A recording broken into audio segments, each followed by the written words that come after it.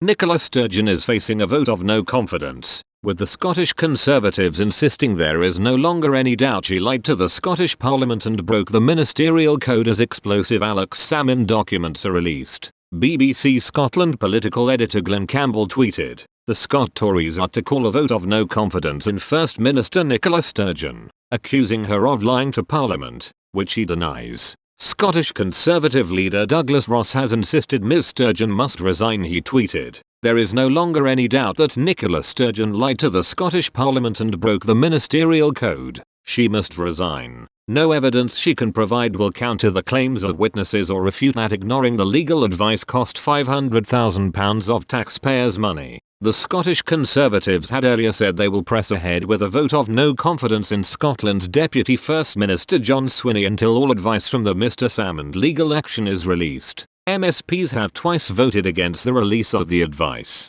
This was given months before the SNP government admitted a case brought by the former First Minister into the handling of complaints against him, but the government has so far resisted. But after a vote of no confidence was tabled against Mr Swinney, which the SNP's rival political parties have indicated they would support, the Deputy First Minister announced on Monday key legal advice would be released. He confirmed in a letter to the inquiry set up to look into the affair it would be sent to them on Tuesday afternoon. In his letter to the Committee on the Scottish Government handling of harassment complaints, Mr Swinney conceded there were reservations expressed about the case after it emerged the investigating officer had prior contact with the complainers. However, the Deputy First Minister added there were good public policy arguments and reasonable grounds for the government to continue to defend the judicial review. But Tory leader Mr Ross had said his party will press ahead with the vote until the advice is published in full. Recklessly continuing with the judicial review when it was doomed would clearly be a breach of the ministerial code,